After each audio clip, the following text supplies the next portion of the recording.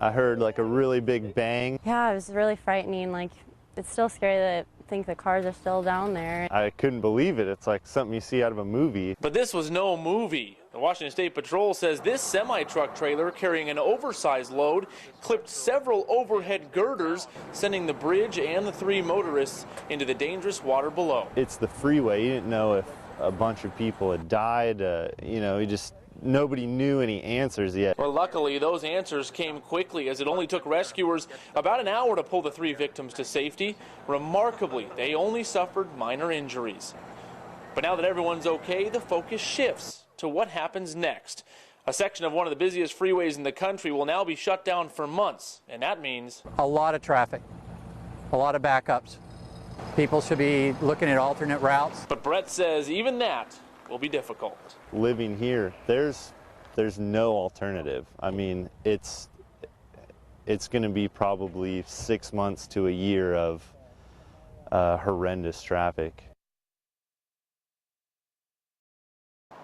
I've seen it scary and dangerous, but I've never seen anything like this before. This slick, compact snow turned slick sheets of ice tortured South Hill drivers Saturday. This is like the worst I've seen since I lived here. I lived here for about 6 years. As one after another tried to fight the elements, only to come slipping and sliding back down. It was so scary. And I came to a stop and I missed hitting anything.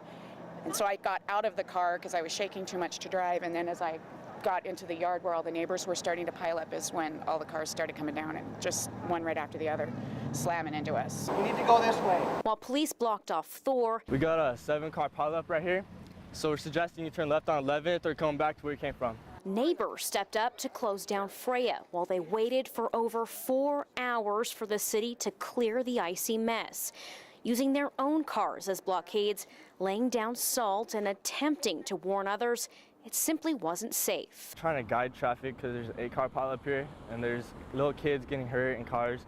There's 4x4s sliding sideways. People started saying don't, and then we spun around a little, and then we crashed, and then I held something a little in the front seat, and then I started crying. Still determined drivers gave it a go anyway, only to add to the pileup.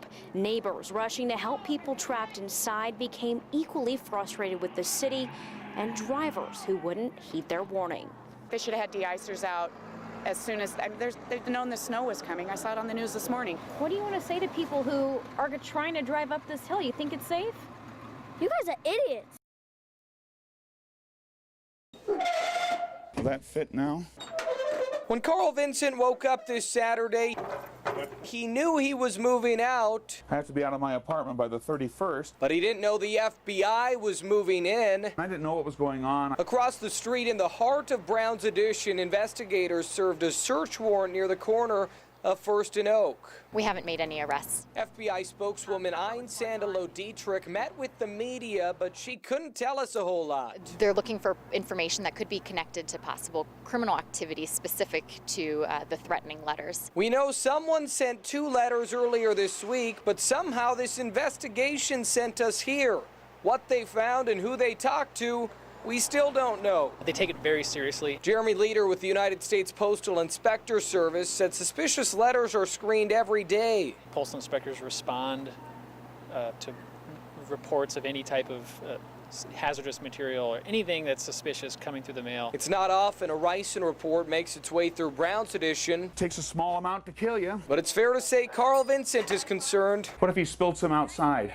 What if it got airborne? Tonight, there are plenty of questions with very few answers in this popular part of town. Brown's Addition's a good neighborhood. But after this scene, Carl's crew is just happy. Looks like picture frames and things. To be moving on.